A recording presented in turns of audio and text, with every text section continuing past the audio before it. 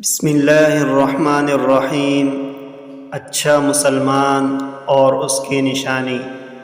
وعن ابی ہریرہ رضی اللہ عنہ قال قال رسول اللہ صلی اللہ علیہ وسلم المسلم من سلم المسلمون من لسانہ ویدہ والمؤمن من امنہ الناس علی دمائہم واموالہم رواہ الترمذی والنسائی۔